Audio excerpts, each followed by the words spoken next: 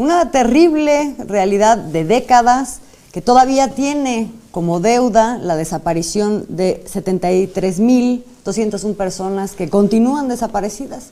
Y cuando hablamos de la desaparición forzada en el país, hablamos de una larga historia. Hablamos de los desaparecidos de hoy, pero también de los de ayer. Y por eso hoy, para charlar sobre este tema, se encuentran con nosotros el periodista Jacinto Rodríguez Munguía y Omar García. Usted lo conoce, sobreviviente de Ayotzinapa. Bienvenidos, buenas noches. Buenas noches. Hola, buenas noches. ¿Nos escuchan bien? Sí, te escucho bien, Azul. Muchas gracias. Buenas noches. Buenas noches.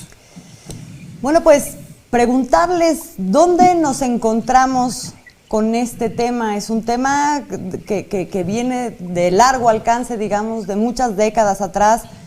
Es lo mismo hablar de desaparición forzada hoy que hace 5 años, que hace 10 o hace 50.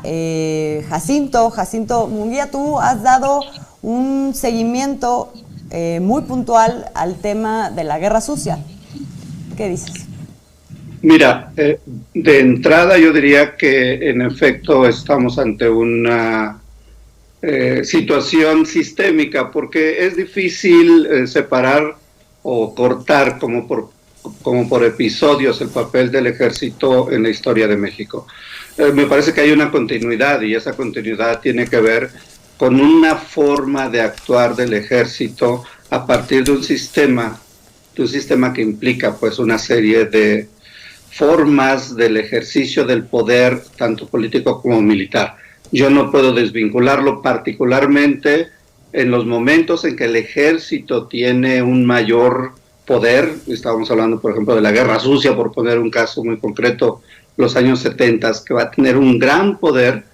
Se registran un número mayor de abusos, de violaciones de derechos humanos, se registran una cantidad, quizá la cantidad más amplia de desapariciones que tienen que ver con asuntos ideológicos, con propuestas políticas.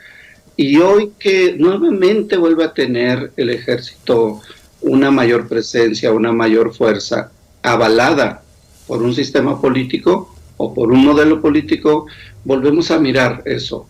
Es decir, no es separar, no es dependiendo de qué gobierno, sino hay una continuidad que tiene que ver con formas de ejercer el poder también el ejército. Creo que no hemos atendido mucho eso.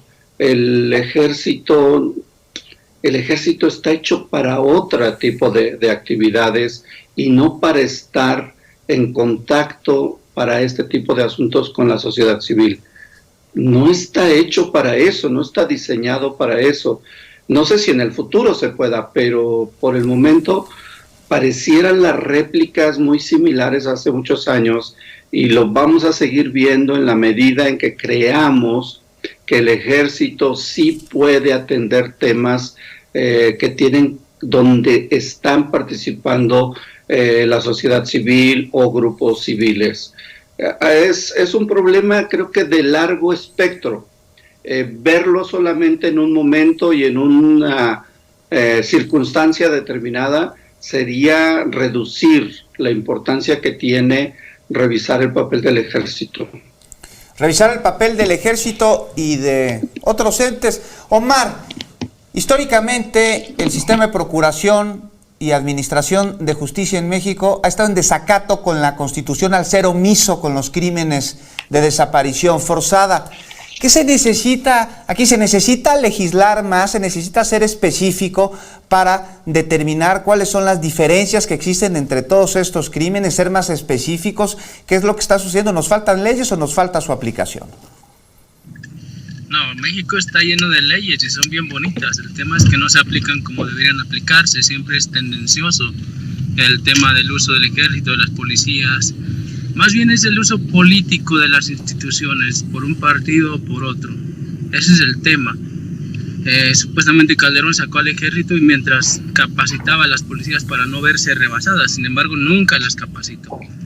Peña Nieto continuó con esta política, un ejército sin un marco jurídico que le permitiera estar en las cárceles, pero tampoco era eso lo que se exigía desde la sociedad. se exigía que el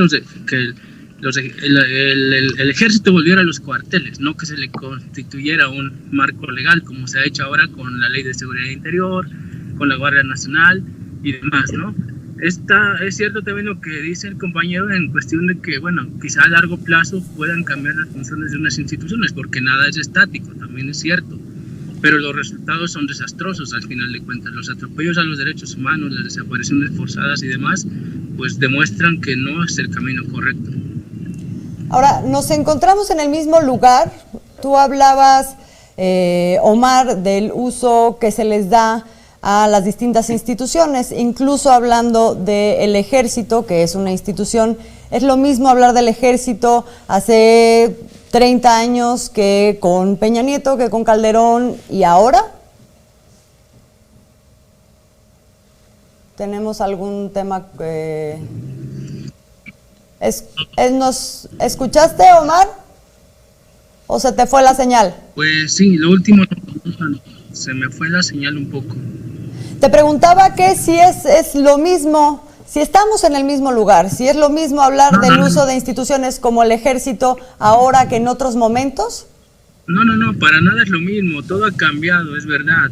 Sin embargo, perviven viejas prácticas. Cuando hablamos del ejército no estamos hablando de la institución en su conjunto. Estamos hablando de grupos específicos dentro del ejército que son utilizados políticamente para atacar a defensores de derechos humanos, a activistas políticos, a luchadores sociales, etcétera. Pero no es todo el ejército, por supuesto que no, porque también ha habido esfuerzos por capacitarlos y tal.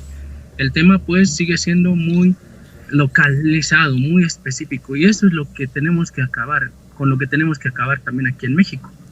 Jacinto, México reconoce la competencia de la ONU para intervenir, para investigar en crímenes de desaparición forzada, algo que estaba en la mesa desde hace por lo menos 2 sexenios y que hasta ahora sucede. Tarde, pero ya lo tenemos.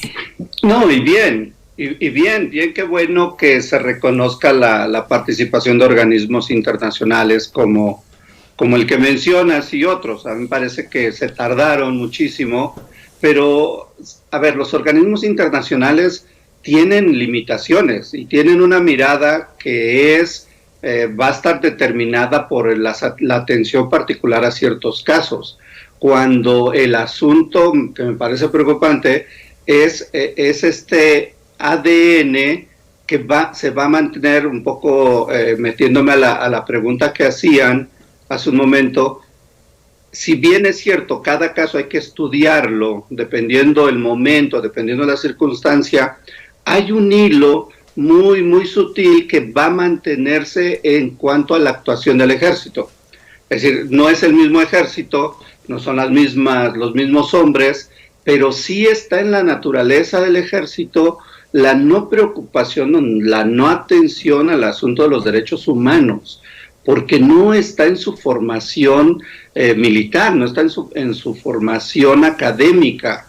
No es algo que se construya nada más porque cambió el gobierno o porque cambió un modelo de gobierno. Es mucho más profundo y yo creo que ahí lo vamos a seguir viendo cada caso con su particularidad, pero me temo que vamos a seguir viendo estos asuntos o estos casos en este o en otro gobierno, en tanto se le dé tanto poder al ejército. Creo que por ahí está el tema. ¿Qué tanto poder tiene el ejército y qué tanto lo ejercen como lo estamos viendo, aun cuando sea diferente con otros momentos de la historia reciente? Y una gran institución dedicada a proteger a los mexicanos, ahí está parte del reto que se lleve a cabo. Muchísimas gracias, Jacinto. Muchísimas gracias, Omar, por habernos acompañado. Muchas gracias a ustedes, a sus órdenes. Gracias. Buenas noches.